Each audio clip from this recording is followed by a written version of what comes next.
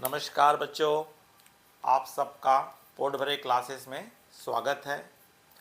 बच्चों, आज मैं आप लोगों को क्लास 12th अकाउंटेंसी में पार्टनरशिप में फर्म के समापन, साझेदारी का विघटन, जिसको हम dissolution of A partnership firm कहा जाता है, इसके बारे में हम अध्ययन करेंगे। इसका कॉन्सेप्ट क्लियर करेंगे और उसके पश्चात मैं आपको नेक्स्ट वीडियो में इससे रिलेटेड इम्पोर्टेंट क्वेश्चंस बताऊंगा।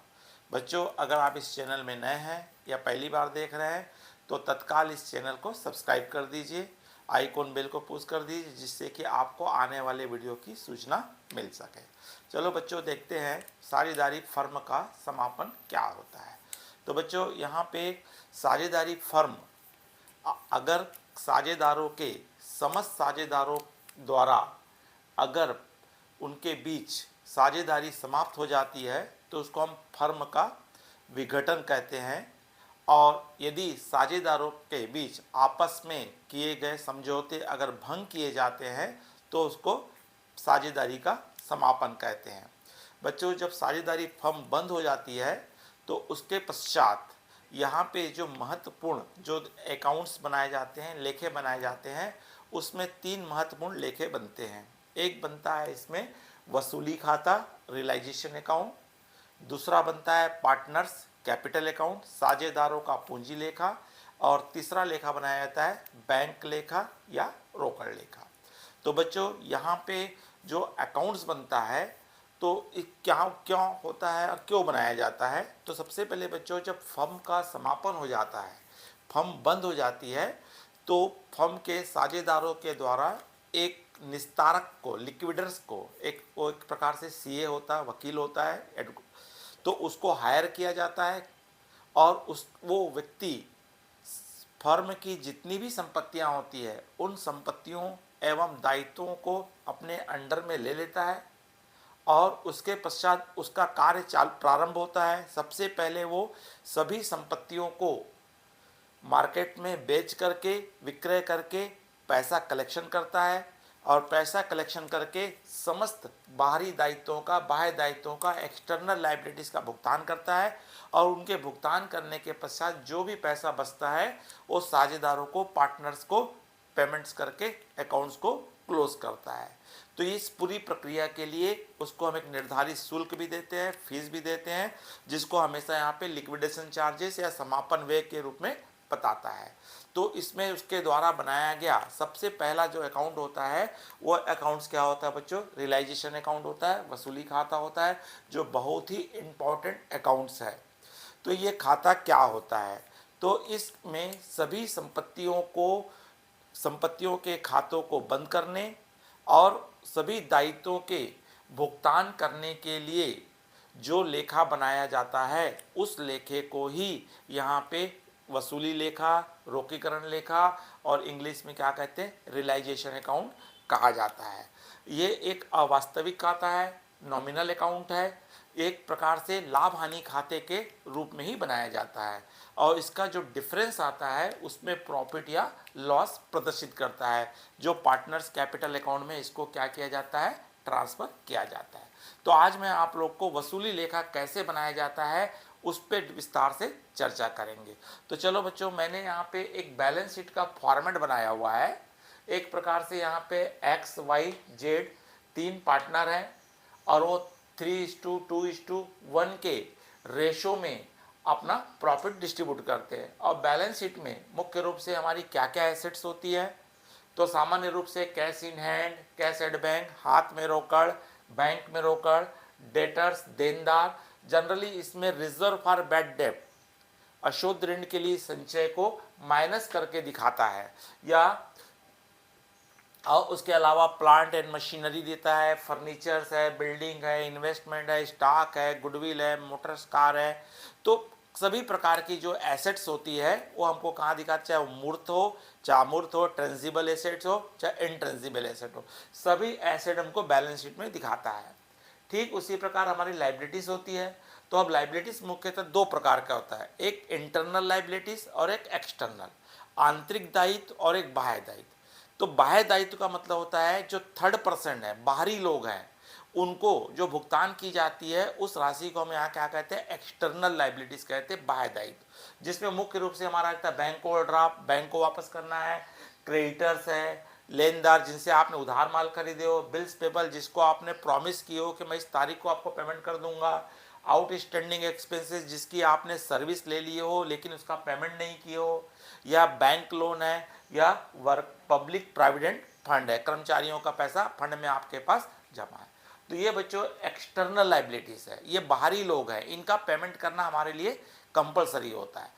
ठीक उसी प्रकार हमारा इंटरनल लाइबिलिटीज, आंतरिक दायित्व, जो साझेदारों को या फर्म के मालिकों को भुगतान की जाने वाली राशि को हम आंतरिक दायित्व कहते हैं। तो इसमें एक मुख्य रूप से आता है पार्टनर्स कैपिटल अकाउंट, जिसमें XYZ की कैपिटल दी रहती है। कई बार आपको पार्टनर्स करेंट अकाउंट भी दिया रहता है XYZ का। ठीक उसी प्रकार हमको जनरल रिजर्व, जो हर साल लाभ में से एक निश्चित राशि को हम फंड में जमा करते हैं, जिससे हमारा general reserve and other reserve बनते हैं। प्रॉफिट एंड लॉस का क्रेडिट बैलेंस, अगर आपके पास पिछला बचा हुआ कोई लाभ है या करेंट ईयर में जो लाभ हुआ था जो अनडिस्ट्रीब्यूट हुआ है, जिसको अविभाजित किया अभी तक बांट नहीं पाए। वर्कर कंपेंसेशन फंड, कर्मचारी क्षतिपूर्ति कोष, हमने क्या किए हैं, अपने कर्मचारियों के लिए एक फंड बना के रखे हुए हैं कि अगर किसी फर्म में अगर किसी कर्मचारी की दुर्घटना हो जाती है तो उसको एक निश्चित राशि हम आसानी से भुगतान कर सके। अगर दुर्घटना नहीं होती है तो वो संचय या फंड की राशि किसकी हो जाती है, पार्टनरों की हो जाती है। इसी प्रकार हमारा होता है पार्टनर्स लोन, अगर किसी पार्टनर्स ने फर्म को लोन दिया है। तो ये हमारे बच्चों लाइबिलिटीज थी। तो ये आपको हर क्वेश्चंस में आपने बनाया है, आपको बैलेंस शीट की जानकारी होनी चाहिए। तो इतने प्रकार के हमको क्या दिया रहता है, फर्म लाइबिलिटीज और एसेट दिया रहता है। और जो आपका समापन का क्वेश्चन होता है, डिसोल्यूशन का क्वेश्चन होता है, विघटन का प्रश्न होता है, उसमें आपको प्रश्न के रूप में बैलेंस शीट दिया रहता है और नीचे कुछ एडजस्टमेंट दिए रहते हैं।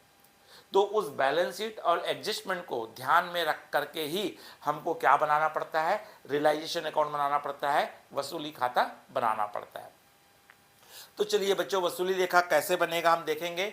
तो सर्वप्रथम हम एसेट साइड में आएंगे। तो एसेट साइड में आओगे तो आपको दो एसेट्स, कैश इन हैंड और कैश एट बैंक, इन दोनों आइटम्स को हमको कहाँ नहीं लेना है, रियलाइजेशन अकाउंट में नहीं लेना है। यहाँ पे हम जब लिखते हैं डेबिट साइड में जो भी लिखेंगे, एसेट साइड को वाले को हम कहाँ लिखा जाता है, इसके डेबिट में। तो डेबिट में लिखते समय कैश इन हैंड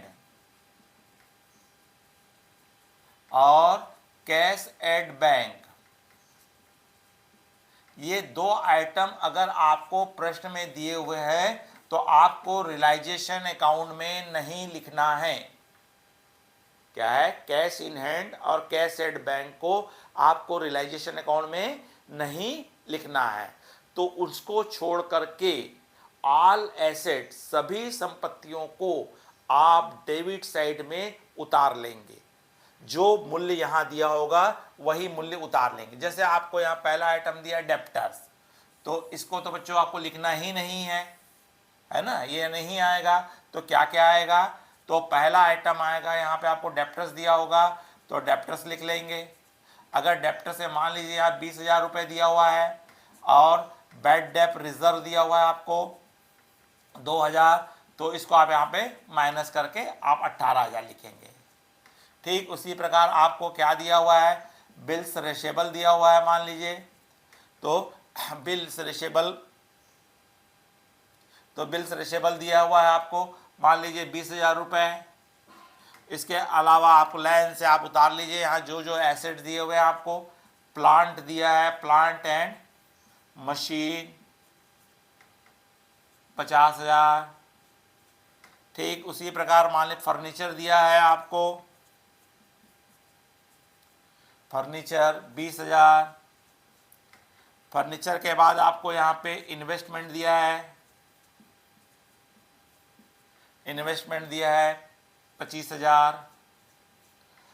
उसी प्रकार हमको यहाँ पे बिल्डिंग दिया है 1,00,000 और स्टॉक दिया है 20,000। तो बच्चों सबसे पहला काम हमारा यहाँ पे है, जितनी भी एसेट्स में आपको एसेट साइड में बैलेंस शीट्स में से केवल कैश इन हैंड और कैश एट बैंक को छोड़ करके सभी संपत्तियों को बैलेंस शीट में जो भी अमाउंट दिया होगा, आपको एसेट साइड में यहाँ जो भी अमाउंट दिया है जिसको हम बुक वैल्यू कहते हैं, उस बुक वैल्यू को आप आंख बंद करके बिना दिमाग लगाए, बिना कोई सोचे, आप लाइन से यहाँ जितनी एसेट दी हुई है सबको आप लाइन से जैसा दिया है एज इट इज उतार लीजिए। तो इसका तात्पर्य है कि संपत्ति साइड में से कैश इन हैंड और कैश एट बैंक को छोड़ के समस्त दायित्व, चाहे वो कृत्रिम हो या अकृत्रिम हो, सभी संपत्तियों को डेबिट साइड में बुक वैल्यू अर्थात पुस्तकीय मूल्य, जितना मूल्य आपको बैलेंस शीट के एसेट साइड में दिया है सेम टू सेम आप उतार देंगे। तो इस तरह से यहाँ से cash in hand cash and छोड़ के सभी संपत्ति यहाँ पे उतर गई। अब आ जाएंगे दायित्व साइड में, आएंगे लाइबिलिटी साइड में आएंगे। तो लाइबिलिटी साइड में यहाँ पे जो मैंने इंटरनल लाइबिलिटीज बताया हूँ, ये हमारे इंटरनल लाइबिलिटीज थे, आंतरिक दायित्व थे। इनमें से कोई भी संपत्ति होगी, लाइबिलिटीज होगी, उसको हमको बैलेंस शीट साइड में नहीं लाना है, या हम कह सकते हैं आंतरिक दायित्व, आंतरिक दायित्व इंटरनल लाइबिलिटीज, इंटरनल लाइबिलिटीज। तो इनमें से आपको कोई भी होगा तो आप यहाँ नहीं उतारेंगे, नहीं लिखेंगे। मतलब ये आपका partners capital account, general reserve, profit and loss का credit balance, worker compensation fund और पार्टनर्स लोन, इनमें से कोई भी ऐसे लाइबिलिटीज होगी उसको यहाँ पे नहीं उतारेंगे। यहाँ पे केवल उतारा जाता है एक्सटर्नल लाइबिलिटीज। याद कर लीजिए, 5 दायित्वों को यहाँ पे नहीं लिखा जाता है। पहला है आपका पार्टनर्स कैपिटल अकाउंट, दूसरा है जनरल रिजर्व अकाउंट, तीसरा profit and loss credit balance account, worker compensation account और पार्टनर्स लोन अकाउंट। तो इस तरह से 5 आइटम जो हैं आपको लाइबिलिटी साइड में, रियलाइजेशन अकाउंट में, वसूली खाते में नहीं लिखा जाता है, और संपत्ति साइड में से कैश इन हैंड और कैश एट बैंक को छोड़ देते हैं, और बाकी सभी संपत्तियों को एज इट इज जैसा दिया है वैसा उतारेंगे, जैसे दायित्व दिया है उतारेंगे। जैसे हमको वहाँ पे लाइबिलिटीज दिया है उनको हमको उतारना पड़ेगा यहाँ पे। तो वहाँ पे हमको बैंक ओवरड्राफ्ट दिया हुआ है तो यहाँ लिख देंगे बैंक ओवरड्राफ्ट। मान लीजिए वहाँ पे 20,000 दिया हुआ है, 20,000 लिख दीजिए। उसके पश्चात दिया है क्रेडिटर्स, तो क्रेडिटर्स लिख देंगे 10,000। उसके बाद आपको दिया है बिल्स पेबल, तो बिल्स पेबल लिख देंगे 10,000। जो भी अमाउंट दी होगी वहाँ पे आपको आउटस्टैंडिंग एक्सपेंसेस दिया है 2,000, और उसके पश्चात दिया है आपको बैंक लोन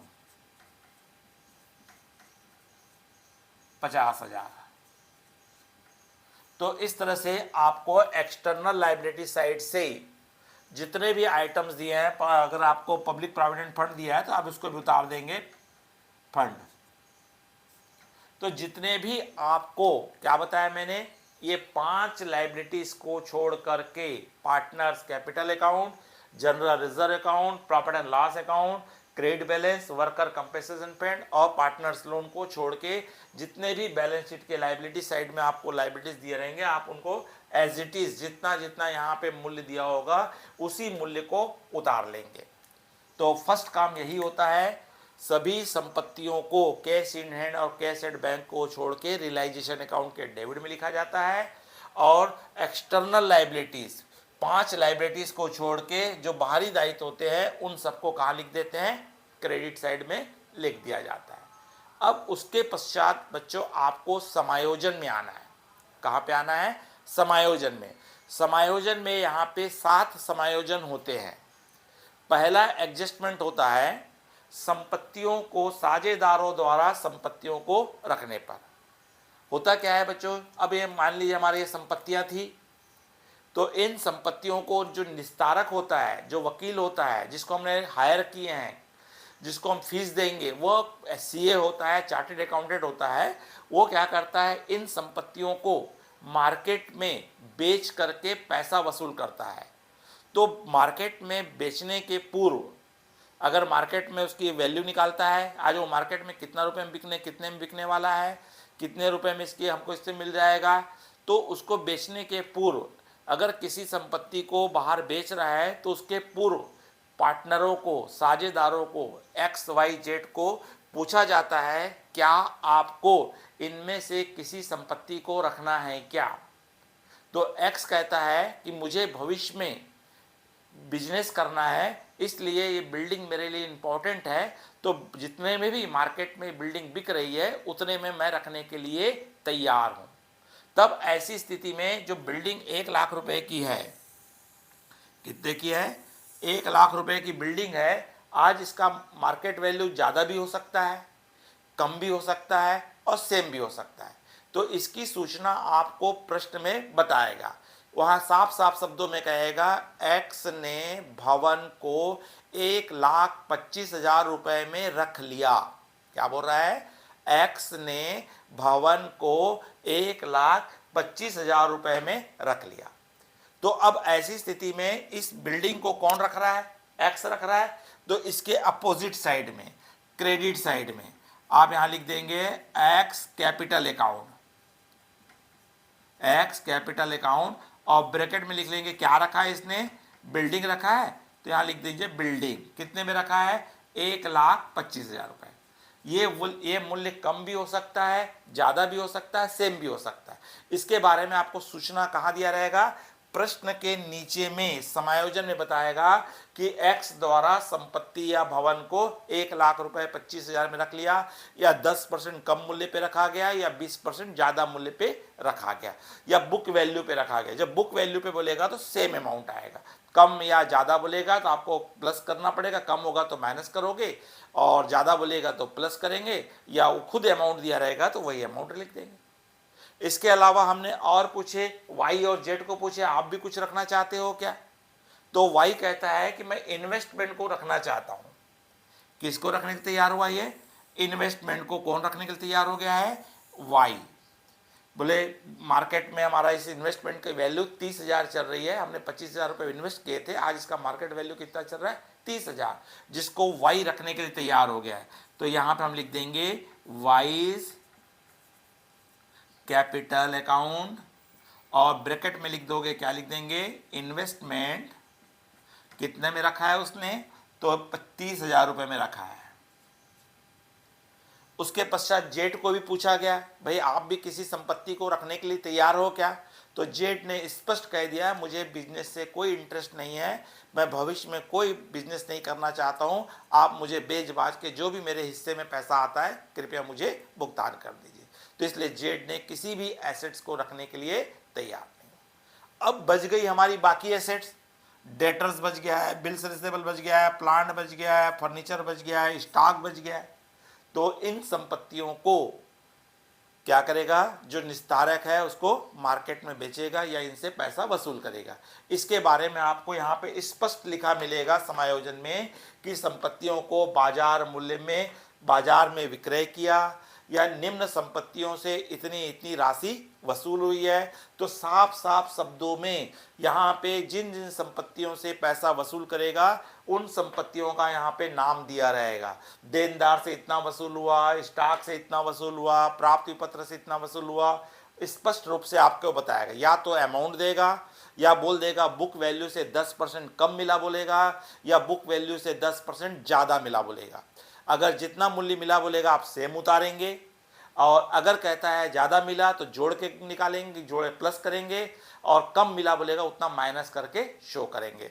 तो जब ये निस्तारक जो हमारा लिक्विडर है मार्केट में बेचेगा, तो सबसे पहले यहाँ पे क्रेडिट साइड में लिख देगा कैश अकाउंट या बैंक अकाउंट, और जिन जिन एसेट्स को बेचेगा उनका यहाँ पे नाम लिखते जाएगा। जैसे डेटर्स है, यहाँ डेटर्स लिखेगा, ये दिया होगा एडजस्टमेंट में, कहाँ दिया होगा, संपत्ति में दिया होगा। तो जो जो संपत्तियों में एसेट दिया है वो सब क्रेडिट साइड में लिखते जाएंगे। डेटर से इसको 18,000 कलेक्ट हुआ है, हाँ, बिल्स रिसीवेबल से 15,000 वसूल हुआ, ये दिया रहेगा क्वेश्चंस में। और प्लांट या मशीन से, प्लांट से मिला है 50,000 का प्लांट है, 40,000 मिला है, कम भी मिल सकता है ज़्यादा भी मिल सकता है। फिर उसके बाद फर्नीचर से मिला है, फर्नीचर से मिला है 15,000। और स्टॉक है, स्टॉक से बोलता है उसका 20% ज़्यादा मिला या 10% ज़्यादा मिला, तो यहाँ 25,000 रुपये मिला है। तो इस तरह से जिन जिन संपत्तियों को उसने मार्केट में बेचा होगा उन सब संपत्तियों से जितना जितना वसूल हुआ होगा ये एडजस्टमेंट में आपको प्रश्न में बताएगा। तो उस वैल्यू को आप उतार लेंगे। जो जो दायित्व संपत्ति एडजस्टमेंट में संपत्तियां थी वो सब कहाँ आ जाएगी, क्रेडिट में, और इन को हम लगभग उतार लेंगे। तो मान लो लगभग 1,25,000 रुपये इसका पेमेंट आ रहा है मान लीजिए। तो 1,25,000 रुपये सभी संपत्तियों को बेचने से प्राप्त हुआ। तो हमारी दो संपत्तियां थी उसको एक्स वाई ने रख लिया, और बाकी जितनी भी संपत्तियां थी जिसको हमने मार्केट में बेच करके पैसा वसूल कर ली, इतना पैसा उसके पास आ गया। अब उसके पश्चात अगला हमारा स्टेप तैयार होता है कि अब पैसा आ चुका है, हमको लाइबिलिटीज का भुगतान करना है। तो जब लाइबिलिटीज का भुगतान करेंगे तो सर्वप्रथम हमको क्या होगा, एक्स को बोलेंगे भाई आप 1,25,000 रुपये की बिल्डिंग रखे हो, आप हमको वापस कीजिए। या इन्वेस्ट भाई को बोलेंगे 30,000 का इन्वेस्टमेंट रखा उसका पैसा दीजिए। या फिर क्या कहा जाता है, उनको कहा जाता है कि इन दायित्वों में से अगर आप किसी को भुगतान करने की जिम्मेदारी लेते हैं तो आप उसका पेमेंट कर लीजिएगा। तो एक्स कहता है मैं बैंक लोन का भुगतान कर दूंगा। तो एक्स ने लाइबिलिटीज के भुगतान करने की जिम्मेदारी ली हुई है। तो एक्स कैपिटल अकाउंट लिखेंगे यहाँ पे, एक्स कैपिटल अकाउंट क्या पेमेंट करने के तैयार हो गई है, बैंक लोन। और बैंक लोन कितना है, 50,000। तो एक्स के द्वारा जो लाइबिलिटीज हमारा बैंक लोन था, इस बैंक लोन को कौन पेमेंट कर दे रहा है, एक्स पेमेंट कर दे रहा है। तो इसके अपोजिट साइड में अर्थात डेबिट साइड में एक्स कैपिटल अकाउंट लिखेंगे, बैंक लोन लिखेंगे और 50,000 रुपये पेमेंट कर देंगे। वाई को ही पूछा गया भाई वाई आप भी 30,000 रुपये है वह दीजिए या किसी की जिम्मेदारी लेते हैं क्या, तो कह दिया मैं बैंक ओवरड्राफ्ट का पेमेंट कर दूंगा। तो वाई जो है किसको पेमेंट करने के तैयार हो गया है, बैंक ओवरड्राफ्ट का। तो यहाँ लिख देंगे एक्स वाई कैपिटल अकाउंट और यहाँ पे आ जाएगा बैंक ओवरड्राफ्ट। और कितना भुगतान है इसका करने का, तो बैंक ओवरड्राफ्ट 20,000 रुपये है।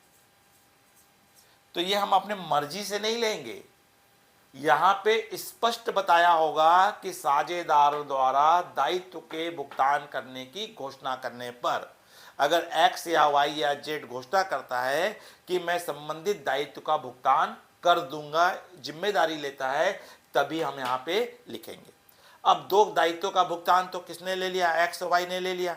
तो बाकी बच गए हमारे, कौन कौन बच गया है, क्रेडिटर्स का पेमेंट करना है, बिल्स पेबल का पेमेंट करना है और आउटस्टैंडिंग का पेमेंट करना है। तो इसको फॉर्म पेमेंट करेगी। जैसी फॉर्म पेमेंट करेगी तो यहाँ पे लिख देंगे कैश अकाउंट या बैंक अकाउंट। और इसका क्या क्या पेमेंट होगा, क्रेडिटर्स का। तो कई बार बोल देता है क्रेडिटर्स का 10% कम भुगतान किया है, 10% डिस्काउंट पे किया गया। जनरली फर्म बंद होती है तो हम सामने वाले कहते हैं भाई पूरा भुगतान नहीं हो पाएगा, तो बता ठीक है भाई 10% मुझे कम दे देना। तो 10 पर अगर प्रश्न में स्पष्ट कह देगा कि क्रेडिटर्स का भुगतान 18,000 रुपये किया गया तो आप यहाँ पे 18,000 लिखेंगे। अगर कहेगा कि क्रेडिटर्स का भुगतान 10% कम किया गया तो 10% घटा के लिखेंगे। तो यहाँ 20,000 रुपये था तो कितना भुगतान हो रहा है, यहाँ 18,000 हो रहा है। बिल्स पेबल का तो उसने नहीं माना, वो पूरा लेने के लिए मांग रहा है तो आप उसको पूरा भुगतान करेंगे 10,000 रुपये। और आउटस्टैंडिंग का भी उन्होंने कोई छूट लेने से मना कर दिया है, तो ऐसी स्थिति में आपको पूरा भुगतान करना पड़ेगा। तो इस तरह से आपके द्वारा 30,000 रुपये क्या किया जा रहा है, भुगतान स्वरूप किया जा रहा है। तो इस तरह से हम एक्सटर्नल लाइबिलिटीज़ का भुगतान करें। कई बार आपको क्रेडिटर्स बिल्स पेबल के बारे में प्रश्न में कोई सूचना नहीं है, कहीं नहीं बोला है इतना भुगतान किया, तो उसको अनिवार्य भुगतान कहते हैं। इनका भुगतान कंपलसरी किया जाएगा। अगर आपको प्रश्न में समायोजन में यहाँ पे कुछ नहीं बताया है कि लेनदारों का क्रेडिटर्स का भुगतान कितना किया गया, तो आपको सेम अमाउंट को यहाँ पे डेबिट साइड में उतार देंगे। इसको कहा जाता है कंपलसरी पेमेंट, अनिवार्य भुगतान। उसके पश्चात बच्चों इतना आइटम तो लगभग हर क्वेश्चंस में रहेगा। इसके अलावा कुछ एडिशनल रहता है जिसमें हमको बता देता है अघोषित दायित्वों का अघोषित संपत्तियों को विक्रय करने पर। अनरिकॉर्डेड एसेट्स अर्थात हम ये कह सकते हैं ऐसी संपत्ति जिसका उल्लेख संपत्ति साइड में नहीं है लेकिन समायोजन में एडजस्टमेंट में आपको बता रहा है कि ख्याति से गुडविल से 2000 रुपये प्राप्त हुए, जबकि यहाँ पे गुडविल नहीं लिखा है, जबकि समायोजन में बता रहा है कि गुडविल से 2000 रुपये प्राप्त हुए।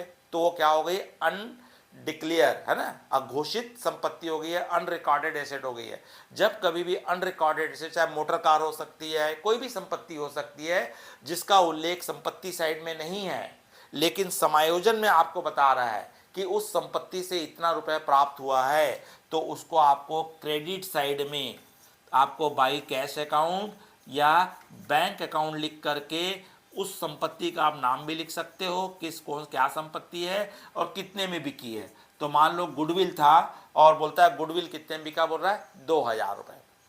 ठीक उसी प्रकार क्या होता है, अघोषित लाइबिलिटीज भी होता है, अनडिक्लेयर आपका अनरिकॉर्डेड लाइबिलिटीज होती है जिसको हम कंटीजेंसी लाइबिलिटीज कहते हैं, संदिग्ध दायित्व जिसके बारे में हमको भुगतान करने की सूचना नहीं थी। यहाँ पे नहीं लिखा हुआ है, यहाँ पे लिखा होता तो हम यहाँ पे भुगतान के लिए ले लेते, लेकिन यहाँ पे नहीं लिखा है और लेकिन नीचे बता रहा है कि एक लेनदार को 2000 रुपये का भुगतान करना है जिसका ऊपर उल्लेख नहीं है। तो ऐसी स्थिति में उसको हम क्या कहते हैं, कंटीजेंसी लाइबिलिटीज। अगर कंटीजेंसी लाइबिलिटीज होगी तो डेबिट साइड में आपको कैश अकाउंट लिखना पड़ेगा या बैंक अकाउंट लिख करके आपको उस लाइबिलिटीज, क्रेडिटर्स है या जो भी लाइबिलिटीज है उसका आपको पेमेंट्स करना पड़ेगा। मान लो 2000 रुपये था या 1000 रुपये था। अब उसके पश्चात हमारा आ जाता है कि आपने जो निस्तारक नियुक्त किए हो, क्या नियुक्त किए हो, जो निस्तारक नियुक्त किए हो, वकील नियुक्त किए हो, वो आपको फ्री में काम नहीं करेगा, उसकी हमको क्या देनी पड़ती है, फीस देनी पड़ती है। इसलिए हर प्रश्न के समायोजन में आपको बोलेगा समापन व्यय 1000 रुपये हुए, लिक्विडेशन चार्जेस हुए, विघटन व्यय हुए, तो 1000, 2000, 500 जो भी दिया होगा वो एक्सपेंसेस है, तो उसका हमको पेमेंट करना पड़ेगा। विघटन व्यय आपको प्रश्न में दिया रहेगा, निस्तारक का विघटन व्यय या समापन व्यय करने पर बोलेगा, तो आपको यहाँ भी उसको भी क्या लिखना पड़ता है, यहाँ पे कैश अकाउंट लिख करके और आपने क्या दिए हो, लिक्विडेशन चार्जेस, यहाँ लिख देंगे लिक्विडेशन चार्जेस या समापन व्यय बोल करके आपको यहाँ पे लिख देंगे। मान लीजिए कितना दिया है आपने, 2000 रुपये दिया है, तो 2000 रुपये।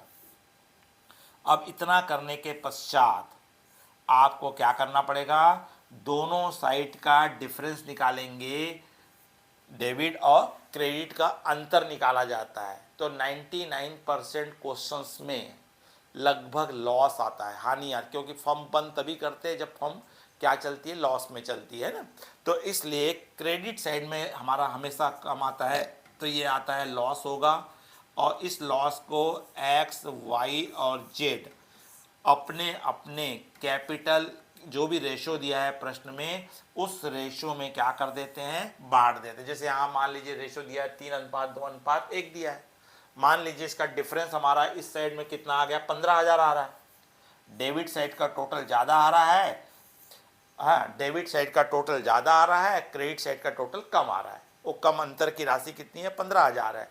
तो इस 15,000 को एक्स, वाई, जेड आपस में क्या कर लेंगे बच्चों, बांट लेंगे। जैसे मान लें कैसे बांटेंगे, 5000 इंटू 3/6, 2/6, 1/6, इस तरह से बांट दिया जाएगा। तो इसका 7,500 आएगा, इसका 5,000 आएगा, इसका 2,500 आएगा। तो इस तरह से तीनों के खाते में ले लिया जाएगा। तो बच्चों इस तरह से वसूली खाता बनाया जाता है। अगर आपको ये वसूली खाता समझ में आया होगा तो लाइक कीजिए और अपने अधिक से अधिक मित्र साथियों को शेयर कीजिए। अगले वीडियो में मैं आपको एक इम्पॉर्टेंट क्वेश्चंस में आपको वसूली खाता बना के बताऊंगा, और साथ ही आपको मैं पार्टनर्स कैपिटल अकाउंट और कैश अकाउंट कैसे बनता है इसके बारे में अगले वीडियो में अपन चर्चा करेंगे। नमस्कार, जय हिंद, जय भारत।